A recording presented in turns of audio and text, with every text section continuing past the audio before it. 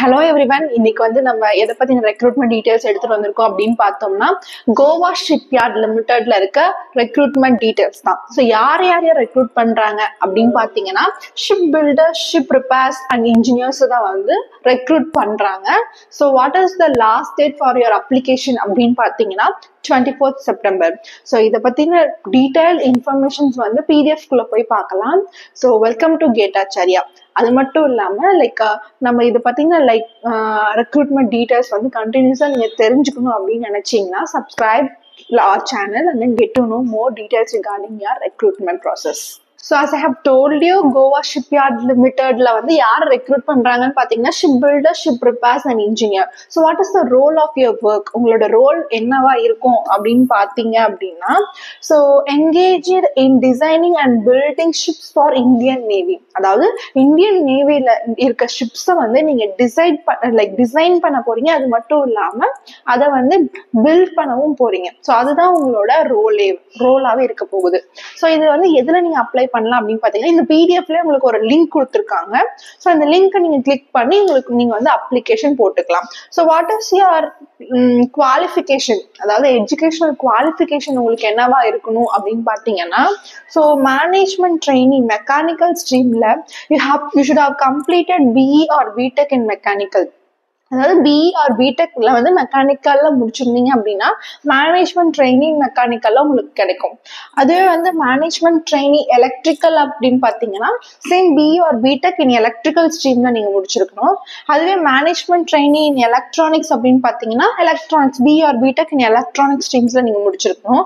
So இது எல்லாத்துக்குமே you should have aggregate of 60%. Management training naval ஆர்கிடெக்சர்ல பாத்தீங்க அப்படின்னா BE or BTech in naval architecture. So அது மட்டும் இல்லாம மேனேஜ்மெண்ட் ட்ரெயினிங் ஃபினான்ஸ்ல இருக்கணும் அப்படின்னு பாத்தீங்கன்னா you should be a chartered accountant முடிச்சிருக்கணும். ஸோ நெக்ஸ்ட் பாத்தீங்கன்னா மேனேஜ்மெண்ட் ட்ரெயினிங் ரொபோட்டிக்ஸ்ல பாத்தீங்கன்னா BE or BTech in robotics. So இது நீங்க முடிச்சிருக்கணும். அலாங் வித் யாரெல்லாம் ஏஜ் குவாலிஃபிகேஷன் அப்படின்னு பாத்தீங்கன்னா, ஸோ 33 years ஆஃப் SC STல இருந்தீங்கன்னா யுவர் ஏஜ் குவாலிஃபிகேஷன் இஸ் ஏஜோட லிமிட் பாத்தீங்கன்னா 33. அதுவே OBC கேட்டகரியில இருந்தீங்கன்னா உங்களோட ஏஜ் லிமிட் பாத்தீங்கன்னா 31. அதுவே அன்ரிசர்வ்ட் கேட்டகரியில இருந்தீங்கன்னா உங்களோட ஏஜ் லிமிட் பாத்தீங்கன்னா 28. So as of a whole உங்களுக்கு வந்து எந்தெந்த இடத்துல வந்து குவாலிஃபிகேஷன் டிகிரி இருக்கணும் அப்படின்னு பாத்தீங்கன்னா, ஸோ மெக்கானிக்கல் ஸ்ட்ரீம்ஸ்ல இருக்கணும். அதுக்கப்புறம் electrical and electronics, chartered accountant and then naval architecture and one more thing is robotics. So இந்த இதுல வந்து நீங்க BE ஆர் BTech வந்து முடிச்சிருக்கணும். இந்த ஸ்ட்ரீம்ஸ்ல வந்து BE ஆர் BTech முடிச்சிருக்கணும். வேற ட்ரைனிங் ஃபார் ஃபினான்ஸ்ல பாத்தீங்கன்னா சார்ட்டர்ட் அக்கௌண்டன்ட் முடிச்சிருக்கணும். Age limit 33 and then 31 and then 28. So இதுதான் உங்களோட age limit. Number of vacancies பாத்தீங்க அப்படின்னா, so based on categories they have divided you.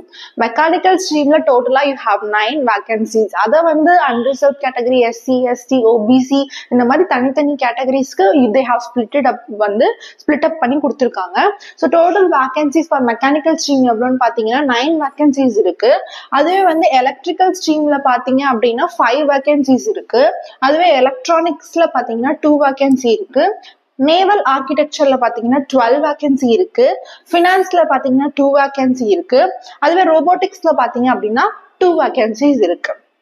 So இது எல்லாத்துக்குமே வந்து எல்லா வேகன்சிஸுமே வந்து கேட்டகரி வைஸா டிவைட் பண்ணி தான் கொடுத்துருக்காங்க. முன்னாடி நான் வந்து உங்களுக்கு சொன்னேன் இல்லையா, மெக்கானிக்கல், எலக்ட்ரானிக்ஸ், எலக்ட்ரிக்கல், அது மட்டும் இல்லாம chartered accountant, naval architecture. So இதுல எல்லாம் டிஃப்ரெண்ட் ஸ்ட்ரீம்ஸ் இருக்கு இல்லையா. ஸோ எந்தெந்த டிஃப்ரெண்ட் ஸ்ட்ரீம்ஸ்குள்ள இருக்கவங்க இதுக்குள்ள போகலாம் அப்படின்னு பார்த்தோம்னா, so instead of mechanical and industrial engineering, mechanical and production engineering, marine engineering. So இந்த கேட்டகரிக்குள்ள நீங்க எந்த ஸ்ட்ரீம் முடிச்சிருந்தாலுமே மெக்கானிக்கல் ஸ்ட்ரீம்குள்ள நீங்க போகலாம். அதுவே வந்து நேவல் ஆர்கிடெக்சரா இருந்தீங்க அப்படின்னா, அந்த கோர்ஸ் ஸ்ட்ரீம்ல இருந்தீங்க அப்படின்னா naval architecture and ship building, naval architecture and ocean engineering, naval architecture and marine engineering, naval architecture and offshore engineering, ocean engineering and naval architecture, ocean engineering and naval architecture. So இந்த கேட்டகரிக்கு கீழே நீங்க degrees முடிச்சிருந்தீங்க அப்படின்னா you can apply for naval architecture.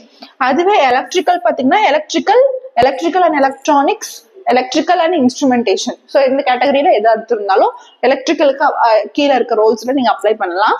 எலக்ட்ரானிக்ஸ்ல அப்படின்னு பாத்தீங்க அப்படின்னா, so electronics and communication, applied electronics and instrumentation, electronics and telecommunication, and then electronics and instrumentation and control.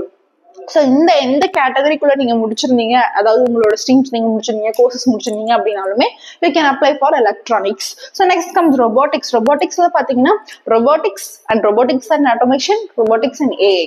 So இந்த கேட்டகரிக்குள்ள எது நீங்க முடிச்சிருந்தாலும் you can apply under robotics. So இதுல என்ன ஒரு விஷயம் அப்படின்னு பாத்தீங்கன்னா, ஸோ இந்த கோர்சஸ் எல்லாமே நீங்க வந்து 60% ஆஃப் மார்க்ஸ் வச்சிருக்கணும். அதாவது ஃபர்ஸ்ட் கிளாஸ்ல வந்து நீங்க வந்து பாஸ் மார்க் வாங்கியிருக்கணும். ஸோ ஆல்சோ போஸ்ட் கிராஜுவேஷன் வந்து நீங்க முடிச்சிருந்தீங்க அப்படின்னா, after your completion of 12th standard 5 years of courses வந்து நீங்க முடிச்சு போஸ்ட் கிராஜுவேஷன் முடிச்சிருந்தீங்கன்னா கூட you can just apply for this. Okay, இதுல செலக்ஷன் ப்ராசஸ் வந்து எப்படி இருக்கும் அப்படின்னு பாத்தீங்கன்னா, so management first eligibility criteria marks பொறுத்து they will select candidates, shortlist பண்ணுவாங்க. So shortlisted candidates should appear for your written examination. So written examination வந்து computer based test ஆவும் இருக்கலாம், அல்லது pen paper based test ஆவும் இருக்கலாம். ஸோ இதுல pattern of return examination, உங்களோட பேட்டர்ன் என்ன அப்படின்னு பார்த்தோம் அப்படின்னா, ஸோ பார்ட் 1ல பாத்தீங்கன்னா டிசிப்ளின் நாலேஜ் கொஸ்டின்ஸ் இருக்கும். எவ்வளவு மார்க்ஸ் இருக்குன்னு பாத்தீங்கன்னா 60 மார்க்ஸ்க்கு இருக்கும்.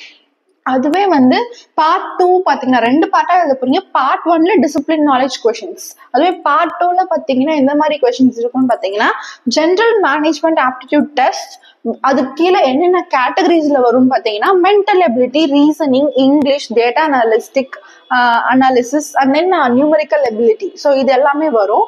ஸோ உங்களோட டோட்டல் மார்க்ஸ் எவ்வளோ அப்படின்னு பாத்தீங்கன்னா 25. ஸோ அரௌண்ட் 60 லைக் 1 hour 60 minutesக்கு வந்து நீங்க இந்த எக்ஸாமினேஷன்ஸ் வந்து எழுத போறீங்க.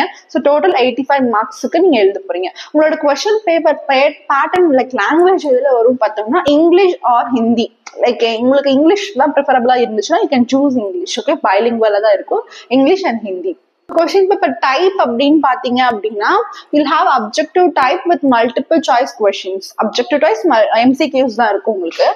இந்த பேட்டர்ன் ஆஃப் கொஸ்டின் பேப்பர், அதாவது 85 மார்க் கொஸ்டின் பேப்பர்ல if you are scoring around 50% பக்கமா நீங்க ஸ்கோர் பண்ணிருந்தீங்க அப்படின்னா you will be short listed candidate. அதாவது உங்களை வந்து நீங்க ஷார்ட் லிஸ்ட் பண்றதுக்காக நிறைய வாய்ப்புகள் இருக்கு. இந்த ரோலுக்கான பேமெண்ட் எவ்வளோ, அதாவது பே ஸ்கேல் எவ்வளோ அப்படின்னு பார்த்தோம்னா, so per month you are going to get around 40,000 rupees. So along with this நீங்க வந்து அலோவன்ஸும் வந்து உங்களுக்கு கிடைக்கும்.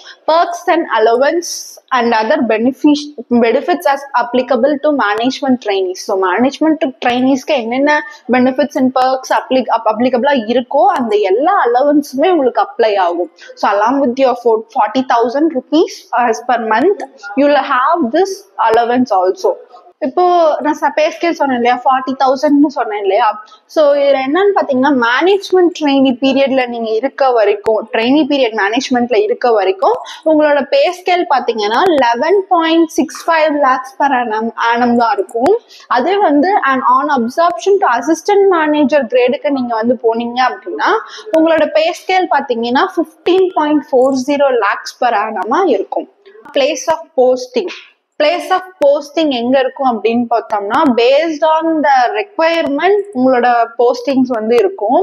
So depending upon project requirement the candidates are liable to be transferred within different units of GSL.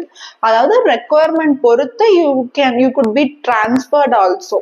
இந்த எக்ஸாமுக்கு வந்து apply பண்றதுக்கு நீங்க என்ன பண்ணலாம் அப்படின்னா, இந்த பிடிஎஃப்ல வந்து உங்களுக்கு லிங்க் இருக்கு. ஸோ இந்த லிங்கை கிளிக் ஆன் பண்ணி you can apply for this. இதோட அப்ளிகேஷன் ஃபீஸ் எவ்வளோ அப்படின்னு பாத்தீங்கன்னா, ஸோ 500 rupees தான் உங்களோட அப்ளிகேஷன் ஃபீஸ். ஸோ இந்த ஃபீஸ் வந்து நான் ரீஃபண்டபிள். ஸோ ஒன்ஸ் வந்து நீங்க அப்ளை பண்றதுக்கு முன்னாடி கொடுத்துருக்க டீடைல்ஸ் எல்லாமே கரெக்டா என்ன எல்லாமே செக் பண்ணிட்டு நீங்க அதுக்கு எலிஜிபிளா அப்படின்றது செக் பண்ணிட்டு அதுக்கப்புறம் நீங்க வந்து அப்ளை பண்ணலாம். ஸோ ஃபீஸ் வந்து நான் ரீஃபண்டபிள் அப்படின்ற கொஞ்சம் லைக் அப்ளை பண்ணும்போது வெல்லா கோ த்ரூ பண்ணிட்டு அப்ளை பண்ணுங்க. இப்போ வந்து ரிட்டன் டெஸ்ட் முடிச்சதுக்கு அப்புறம் உங்களுக்கு எப்படி அனௌன்ஸ்மெண்ட் வரும், அது மட்டும் இல்லாம ஷார்ட் லிஸ்ட் ஆன கேண்டிடேட்ஸ் வந்து எப்படி தெரிஞ்சுக்கிறது அப்படின்னா, ஸோ வெப்சைட்ஸ், அதாவது உங்களோட அஃபிஷியல் வெப்சைட்ஸ்லயும் வந்து they'll keep on posting. அது மட்டும் இல்லாம பர்சனலா உங்களோட மெயில் ஐடி, நீங்க என்ன மெயில் ஐடி கொடுத்துருக்கீங்களோ ஸோ அந்த மெயில் ஐடிக்கு எல்லா டீடைல்ஸுமே வந்துடும். whether you have selected or not selected எல்லா டீடைல்ஸுமே வந்து உங்க மெயில் ஐடிக்கு வந்துடும். அது மட்டும் இல்லாம if you had any doubts regarding this, they have given you mail ID also. அவங்களே மெயில் ஐடி கொடுத்துருக்காங்க. recruitment@goashipyard.com அவங்களோட மெயில் ஐடி. ஸோ இந்த எந்த டவுட்னாலும் you can go and clarify over that mail. So உங்களோட ஆன்லைன் அப்ளிகேஷன் என்னைக்கு start ஆகுது அப்படின்னு பார்த்தோம்னா, ஸோ 25/8/2025 ஆகஸ்ட் 25th ஆரம்பிச்சு, so closes at 24/9/2025 September 24th வந்து உங்களோட last date for application. So அதுக்குள்ளே you can just apply for this. So mechanical, electrical, electronics, naval architecture and then chartered accountant, அதுக்கப்புறம் வந்து ரொபோட்டிக்ஸ், இந்த ஸ்ட்ரீம்ஸ்ல நீங்க இருந்தீங்க அப்படின்னா you guys are eligible to apply for this. BE or BTech முடிச்சிருந்தாலே it is enough to apply for this. So நான் உங்களுக்கு சொன்ன மாதிரி எக்ஸாம்ஸ்க்கு you'll have questions, right? So written examinations இருக்கு, ஆன்லைன் பேஸ்ட் எக்ஸாமினேஷன். ஸோ இந்த எக்ஸாம்ஸ்க்கு வந்து நீங்க கிளியர் அவுட் பண்ணணும், ஈஸியா கிளியர் அவுட் பண்ணணும் அப்படின்னா கேட் எக்ஸாமுக்கு prepare பண்ணீங்கன்னாவே you can easily clear out this one. So as we are from Getacharya, we are providing online and offline courses in டைரக்டாவே நீங்க வந்து கோர்சஸ் கத்துக்கலாம், இல்லைன்னா ஆன்லைன்ல கூட நீங்க வந்து கத்துக்கலாம். ஸோ அது மட்டும் இல்ல, like not only for GATE examination, மற்ற எக்ஸாம்ஸ்க்குமே வந்து we are providing courses. So if you guys are in need, நாங்க வந்து டிஸ்கிரிப்ஷன் பாக்ஸ்ல வந்து உங்களுக்கு வந்து நான் கான்டாக்ட் டீடைல்ஸ் கொடுக்குறேன். சப்போஸ் உங்களுக்கு ஏதாவது கோர்சஸ் பத்தின டீடைல்ஸ் தேவை அப்படின்னா கூட you can just ask us. அல்ல கேட் எக்ஸாம் பத்தி உங்களுக்கு நல்லா தெளிவா தெரிஞ்சுக்கணும் அப்படின்னா கூட நீங்க வந்து எங்களை கான்டாக்ட் பண்ணலாம்.